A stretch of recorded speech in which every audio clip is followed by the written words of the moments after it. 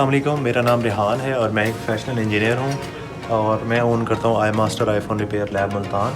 ये iPhone 7 plus आया है जो कि रिकवरी मोड में है और ये एरर 9 दे रहा है। ठीक है, एरर 9 मोस्टली जो है वो मेमोरी चिप या हार्ड ड्राइव भी आप कह सकते हैं, उसकी वजह से आता है। चले आए देखते हैं इसे हम किस तरह से फिक्स करते हैं।